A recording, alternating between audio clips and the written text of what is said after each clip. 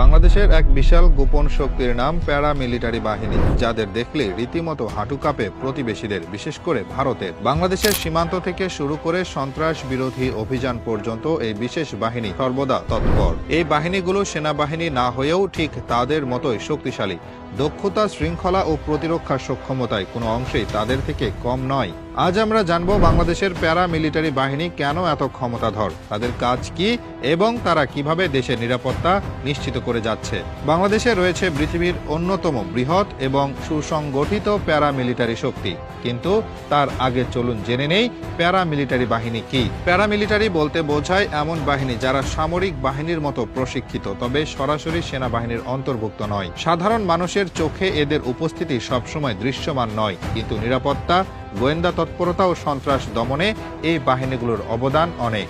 তাদের কাজই মূলত অভ্যন্তরীণ নিরাপত্তা, সন্ত্রাস দমন, গোয়েন্দা অভিযান এবং সীমান্ত সুরক্ষা করা। বিশেষ প্রশিক্ষণপ্রাপ্ত এই বাহিনীগুলোর প্রতিটি সদস্য কঠোর নিয়মানুবর্তিতা ও অপারেশনাল কৌশলে সজ্জিত। আধুনিক অস্ত্র, গোয়েন্দা প্রযুক্তি এবং দ্রুত প্রতিক্রিয়ার সক্ষমতা তাদের আরও শক্তিশালী করে তুলেছে। এদের প্রশিক্ষণ এমনভাবে দেওয়া হয় যেন তারা প্রতিকূল যে কোনো পরিস্থিতিতে তাৎক্ষণিক সিদ্ধান্ত নিতে পারে। এদের প্রশিক্ষণ এমনভাবে দেওয়া হয় যেন তারা প্রতিকূল যে কোনো পরিস্থিতিতে তাৎক্ষণিক সিদ্ধান্ত নিতে ও দায়িত্ব পালন করতে সক্ষম হয়। যুদ্ধ শুরু হলে এরা সশস্ত্র বাহিনীর অধীনে গিয়ে যুদ্ধে অংশ নিতে পারে। এদের অনেকের প্রশিক্ষণ এমনকি সেনাবাহিনীর চেয়েও বেশি বিশেষায়িত হয়। তবে একটা পার্থক্য হচ্ছে, এই বাহিনীর হাতে ভারী অস্ত্র থাকে না, কেবল রাইফেল, পিস্তল বা দেশীয় অস্ত্র থাকে। আবার অনেক প্যারামিলিটারি বাহিনীর কাছে রাইফেল কিংবা পিস্তলও থাকে না, তাদের হাতে থাকে লাঠির মতো বিভিন্ন দেশীয় অস্ত্রশস্ত্র। ভারী অস্ত্র না দেওয়ার কারণও অবশ্য রয়েছে। বলা হয় এদের সংখ্যা এতটাই বিশাল যে অস্ত্র দিলে রাষ্ট্রীয় শৃঙ্খলার ঝুঁকি তৈরি হতে পারে। বিশেষজ্ঞরা বলেন, এত বড় বাহিনীকে ভারী অস্ত্রে সজ্জিত করা রাষ্ট্রীয় ভারসাম্যের জন্য ঝুঁকিপূর্ণ। এমনকি সুযোগ পেলে এই ক্ষমতাকে কাজে লাগিয়ে তারা পুরো দেশের কন্ট্রোলও নিয়ে নিতে পারে।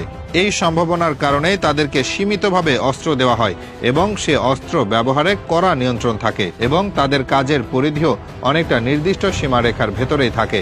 এবার চলুন জেনে নেওয়া যাক বাংলাদেশের কোন বাহিনীগুলো প্যারামিলিটারি বাহিনীর মধ্যে পড়ে। প্যারামিলিটারি বাহিনী শব্দটি শুনলে অনেকে মনে করেন এটি হয়তো সেনাবাহিনীর মতো একটি একক ও সংগঠিত বাহিনী। কিন্তু প্যারামিলিটারি বাহিনী কোনো একক বাহিনী নয়, বরং অনেকগুলো বাহিনীকে একসাথে প্যারামিলিটারি ফোর্স বলা হয়। বাংলাদেশের স্বরাষ্ট্র মন্ত্রণালয়ের অধীনে সকল ফোর্সগুলোকে বলা হয় প্যারামিলিটারি ফোর্স।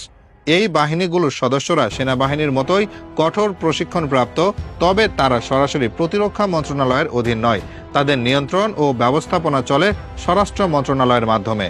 ফলে এরা কাজ করে বেসামরিক প্রশাসনের অধীনে, তবে প্রয়োজন অনুযায়ী সশস্ত্র বাহিনীর সহায়তায় বা সঙ্গে যুক্ত হয়ে কাজ করতে পারে। বাংলাদেশের প্রধান প্যারামিলিটারি বাহিনীগুলোর মধ্যে আছে বর্ডার গার্ড বাংলাদেশ বা বিজিবি, যারা সীমান্ত সুরক্ষায় নিয়োজিত। এদের সদস্য সংখ্যা ৭০,০০০-এরও বেশি। এরপর আছে বাংলাদেশ কোস্ট গার্ড, এরা উপকূল রক্ষা করে। এই বাহিনীর সদস্য সংখ্যা ৪,০০০-এরও বেশি। বাংলাদেশ আনসার ও ভিডিপি বিশ্বের সবচেয়ে বড় একক বাহিনী। এদের সদস্য সংখ্যা প্রায় ৬০ থেকে ৭০ লাখ। এর মধ্যে ২৫ থেকে ৩০ লাখের কাছে অস্ত্র ব্যবহারের দক্ষতা রয়েছে। অভ্যন্তরীণ নিরাপত্তা রক্ষায় নিয়োজিত বাংলাদেশ পুলিশ সদস্য সংখ্যা প্রায় ২,১২,০০০। অন্যদিকে র্যাব সদস্য ১২,০০০। এছাড়া স্পেশাল ফোর্স ও গোয়েন্দা সংস্থা রয়েছে, যাদের কার্যক্রম গোপনীয়। এরা দেশের গভীর নিরাপত্তা নিশ্চিত করে। গ্লোবাল ফায়ার পাওয়ার সহ বিভিন্ন আন্তর্জাতিক সামরিক বিশ্লেষক সংস্থার মতে বাংলাদেশে বর্তমানে ৩৮ থেকে ৪০ লাখ প্যারামিলিটারি সদস্য সক্রিয়ভাবে কাজ করছে। যুদ্ধ শুরু হলে এই বিশাল শক্তি সেনা, নৌ ও বিমান বাহিনীর সঙ্গে যুক্ত হয়ে দেশের প্রতিরক্ষাকে কয়েক গুণ শক্তিশালী করে তুলতে পারে। এটাই প্রতিবেশী রাষ্ট্র, বিশেষ করে ভারতের জন্য কৌশলগত দৃষ্টিকোণ থেকে একটি বড় চ্যালেঞ্জ, কারণ এত বিশাল সংগঠিত এবং প্রশিক্ষিত প্যারামিলিটারি বাহিনী দক্ষিণ এশিয়ায় আর কোথাও দেখা যায় না। বাংলাদেশের প্যারামিলিটারি বাহিনীর সংগঠিত কাঠামো, প্রশিক্ষণ এবং পরিসর তাদের কৌশলগত মানচিত্রে একটি অস্বস্তির জায়গা তৈরি করে দিয়েছে ভারতের জন্য।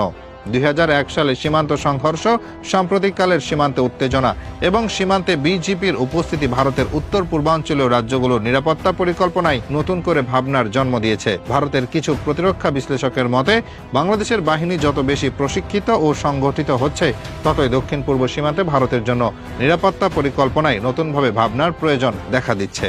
বিশ্লেষকরা বলছেন, বাংলাদেশ সরকারের স্বাধীন পররাষ্ট্রনীতি, চীনের সঙ্গে সামরিক সহযোগিতা এবং আঞ্চলিক ভারসাম্যের নতুন সমীকরণ সব মিলে বাংলাদেশের প্যারামিলিটারি বাহিনী ভারতের জন্য একটি আতঙ্কের নাম হয়ে উঠছে।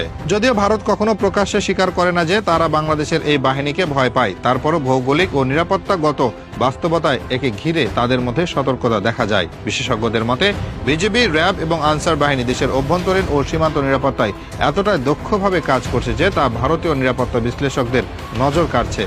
2001 সালের সীমান্ত সংঘর্ষের মতো অতীত অভিজ্ঞতা ও সাম্প্রতিক সীমান্ত উত্তেজনা এই বাহিনীগুলোর উপস্থিতিকে গুরুত্বপূর্ণ করে তুলেছে।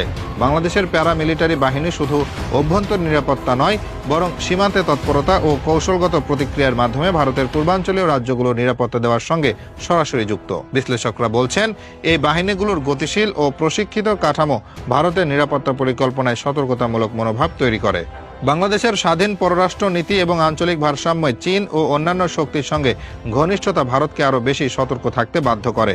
বিশেষ করে এই প্যারামিলিটারি বাহিনীগুলোর সরকার নির্ভর নিয়ন্ত্রণ, যুদ্ধকালীন সময়ের সামরিক সম্ভাবনা এবং জনসম্পৃক্ততা ভারতীয় কূটনৈতিক মহলে চিন্তার জন্ম দিয়েছে।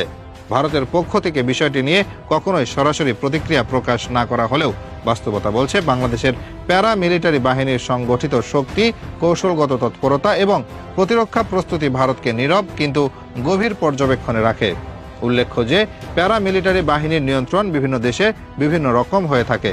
দক্ষিণ এশিয়ার দেশগুলোতে প্যারামিলিটারি বাহিনী সাধারণত নিয়ন্ত্রিত হয় স্বরাষ্ট্র মন্ত্রণালয় দ্বারা। ইউরোপ এবং লাতিন আমেরিকার অধিকাংশ দেশে প্যারামিলিটারি নিয়ন্ত্রণ করা হয়ে থাকে প্রতিরক্ষা মন্ত্রণালয়ের মাধ্যমে। এর ফলে তারা সামরিক বাহিনীর মতোই নিয়ন্ত্রিত হয় এবং অনেক সময় সরাসরি সামরিক কাঠামোর অংশ হিসেবে কাজ করে। বাংলাদেশের প্যারামিলিটারি বাহিনী সাধারণত স্বরাষ্ট্র মন্ত্রণালয়ের অধীনে পরিচালিত হয়, অর্থাৎ এগুলো মূলত অভ্যন্তরীণ নিরাপত্তা রক্ষায় নিয়োজিত এবং বেসামরিক প্রশাসনের আওতায় থাকে। দেশের সেনাবাহিনী যেমন দেশের জন্য লড়াই করে, তেমনি এই প্যারামিলিটারি বাহিনীগুলো দেশকে রক্ষা করে নীরবে, সাহসিকতায়। বিশ্বে খুব কম দেশই আছে যারা এত বিশাল ও সংগঠিত প্যারামিলিটারি বাহিনী পরিচালনা করে থাকে। এই বাহিনী ভবিষ্যতে বাংলাদেশের প্রতিরক্ষা সক্ষমতার অন্যতম চাবিকাঠি হয়ে উঠবে, এমনটাই বিশ্বাস করে নিরাপত্তা বিশ্লেষকরা।